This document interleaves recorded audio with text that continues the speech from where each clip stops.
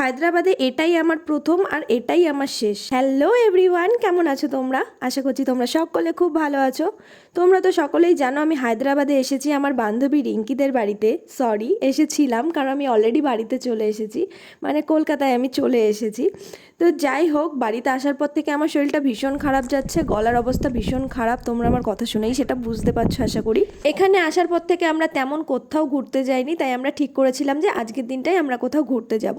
আজ যেহেতু দোল ছিল, আশা করছি তোমরা সকলে খুব ভালোভাবে সুস্থভাবে দোল উদযাপন করেছো। আজ যেহেতু রিঙ্কির অফিস ছুটি ছিল, তাই আমরা ঠিক করেছিলাম যে তাহলে আমরা আজকের দিনেই কোথাও একটা ঘুরতে যাব। প্রথমে আমাদের দুজনেরই যাওয়ার কথা ছিল, পরে এই দিদিটা আর পুচকুটা আমাদের সঙ্গে অ্যাড হয়েছিল। তোমরা অনেকেই জেনে থাকবে দোলের দিন চন্দ্রগ্রহণ ছিল, তাই আমরা প্রথমেই বাইরে বেরিয়ে আগে আমাদের লাঞ্চটা কমপ্লিট করে নিয়েছি। টাইম যেহেতু হাতে কম ছিল, তাই আমরা ফটাফট আমাদের লাঞ্চটা কমপ্লিট করে নিয়েছিলাম। লাঞ্চে তেমন কিছুই ছিল না, আমি আর রিঙ্কি যেহেতু ভেজ খাই, তাই আমরা ভেজ বিরিয়ানি নিয়েছিলাম আর ওরা মাটন বিরিয়ানি নিয়েছিল, আর সঙ্গে একটা ককটেল ছিল। ব্যাস, আমরা সিম্পল নিয়েছি কারণ আমাদের হাতে টাইম খুব কম ছিল। দেন আমরা খাওয়া দাওয়া কমপ্লিট করে চলে আসি এই জায়গাটার নাম হলো গোলকুণ্ড। তোমরা অনেকে জেনে থাকবে, অনেকে হয়তো জানো না। জায়গাটা ভীষণ সুন্দর।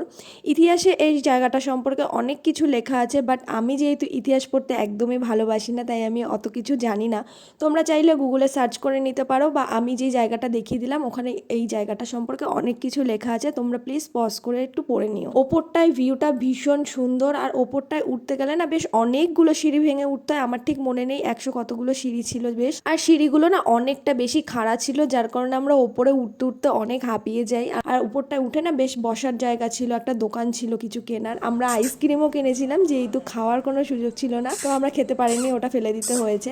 আর উপরটায় আমরা একটু রেস্ট নিচ্ছিলাম, আর পায়ের ধারে এসে না এই কাঠবিড়ালিটা এরকমভাবে একটা কি খাচ্ছিল, বেশ ভালো লাগছিল, আমরা খুব এনজয় করছিলাম। ব্যাস, আমরা এই জায়গাটায় এসে এত ভিডিও এত কিছু করেছি যে আমাদের সময় নিচেই কেটে গেছে। আর উপরে উঠতে উঠতে প্রায় সন্ধ্যা হয়ে এসেছিল, মানে আমাদের নামার জন্য তাড়া দিচ্ছিল। এটা ছিল একদম টপ, আর এখান থেকে ভিউটা এত সুন্দর লাগছে। এদিকে সূর্য অস্ত যাচ্ছে, এদিকে শহরটাকে দেখা যাচ্ছে ওপর থেকে, ভীষণ সুন্দর লাগছিল দেখতে। রিঙ্কি এখানে অনেকবার এসেছে, আমার ফার্স্ট টাইম ছিল।